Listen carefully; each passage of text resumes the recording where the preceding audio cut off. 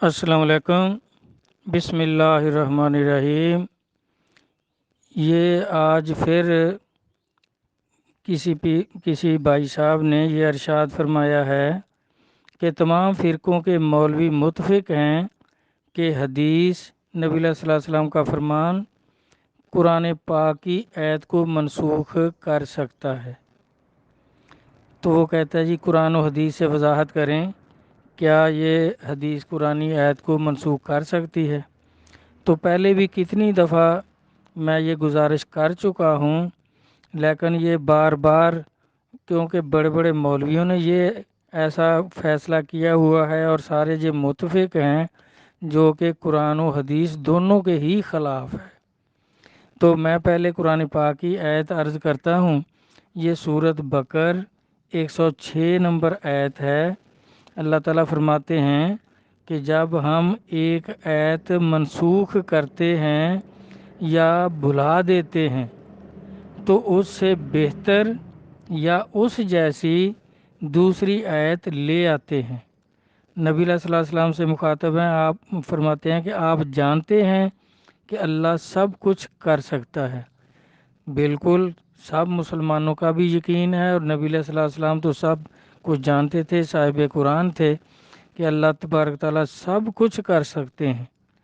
تو اللہ تعالیٰ یہ فرما رہے ہیں کہ ہم اپنی جس آیت کو منسوخ کرتے ہیں یا بلا دیتے ہیں تو اس سے بہتر یا اس جیسی دوسری لے آتے ہیں، اور اللہ سب کچھ کر سکتا ہے۔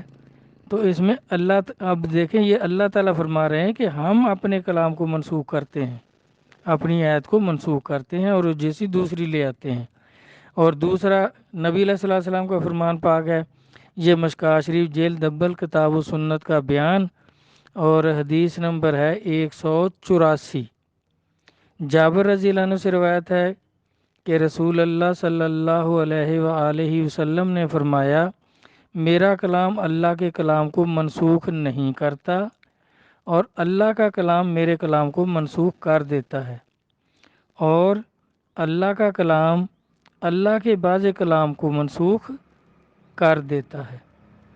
یعنی سرکار بھی یہی فرما رہے ہیں کہ اللہ کے کلام کو اللہ کا کلام، یعنی اللہ اپنے کلام کو منسوخ کر سکتے ہیں، جس طرح قرآن پاک میں ثابت ہے کہ کتنی آیات ہیں جو بعد میں منسوخ ہو گئیں، جس طرح یہی لا تقربوا الصلاۃ انتم سکارا، کہ جب تم نشے کی حالت میں ہو تو نماز کے قریب نہ جاؤ جب تک نشہ نہ اتر جائے، جب تک آپ کو یہ نہ پتہ چلے کہ آپ کہہ کیا رہے ہیں۔ تو اس میں بھی بعد میں جو آئیں کہ شراب جو ہے بالکل نجس ہے، اس کے قریب نہ جاؤ۔ یہ اب پہلی آیت جو ہے جس میں اللہ فرما رہے ہیں کہ نماز کے قریب نہ جاؤ جب تم نے نشہ کیا ہوا ہو، تو اب کہہ رہے ہیں کہ نشے کے قریب نہ جاؤ۔ اب یہ آیت جو ہے یہ منسوخ ہو گئی کہ نشہ کرنا ہی نہیں، یہ نجس ہے، حرام ہے۔ تو اس وقت تک ابھی شراب حرام نہیں تھی، تو وہ حکم تھا کہ نشے کی حالت میں جب تک رہو نماز نہ پڑھو، جب نشہ اتر جائے پھر نماز پڑھو۔ تو اللہ تعالیٰ نے اس کو منسوخ کر دیا بعد میں آنے والی آیات میں۔ اس طرح جو قرآنی آیات بعد میں آئیں وہ اگر کسی پہلی آیت کے مخالف ہو تو اس کا مطلب یہ نہیں کہ اللہ میاں میں بھی اختلاف ہو گیا ہے یا قرآن پاک میں اختلاف ہو گیا ہے۔ اختلاف نہیں، پہلی آیت جو ہے وہ پھر منسوخ ہو جاتی ہے بعد میں آنے والی آیتوں سے۔ تو اس طرح اللہ اپنے کلام کو قرآن کی آیت کو منسوخ کر سکتی ہے۔ تو حدیث میں سرکار یہی فرما رہے ہیں کہ میرا کلام اللہ کے کلام کو منسوخ نہیں کر سکتا، اللہ کا کلام میرے کلام کو منسوخ کر دیتا ہے، اور اللہ کا کلام اللہ کے کلام کو منسوخ کر دیتا ہے۔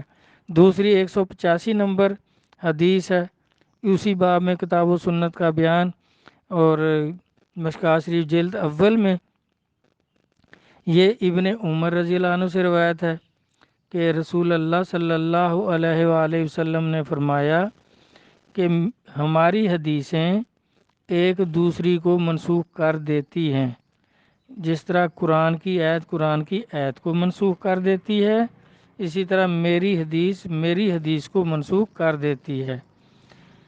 تو اس میں وہ دیکھیں جو مکہ شریف میں کتنی ایسی سرکار کی حدیث مبارکہ تھیں جو مدینے جا کر منسوخ ہو گئیں.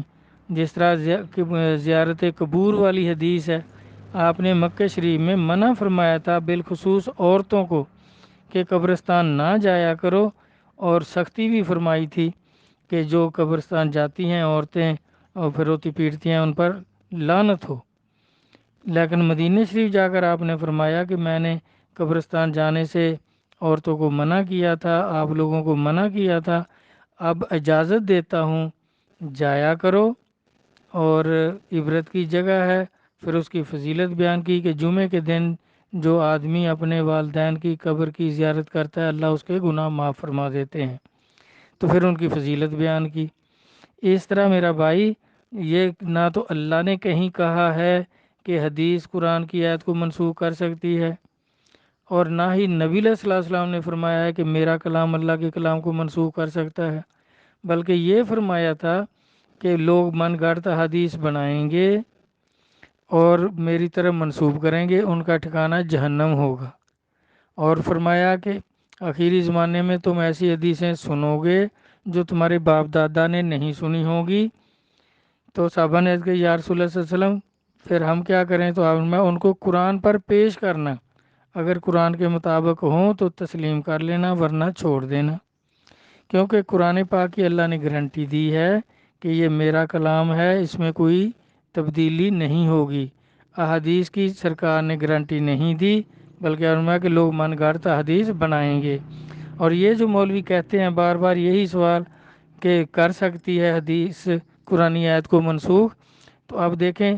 اور پھر یہ دلیل کے طور پر کہتے ہیں سورۃ نجم کی آیت کہ نبی اپنی خواہش سے تو بات بھی نہیں کرتے. اگر نبی اپنی خواہش سے بات بھی نہیں کرتے تو پھر قرآن و حدیث میں فرق کیا ہوگا؟ پھر تو وہ بھی اللہ کا کلام، وہ بھی اللہ کا کلام. اچھا، دوسری چیز، پھر جب اللہ کی مرضی کے بغیر اپنی خواہش سے نبی علیہ الصلوۃ والسلام کوئی بات ہی نہیں کرتے، تو پھر یہ حدیثوں کی جو کیٹیگریاں بنائی ہوئی ہیں، یہ درجہ بندی جو کی ہوئی ہے کہ یہ ضعیف ہے، یہ غریب ہے، یہ صحیح ہے، یہ حسن صحیح ہے، اور یہ من گھڑت موضوع جس کو لکھتے ہیں اس کا مطلب ہے من گھڑت.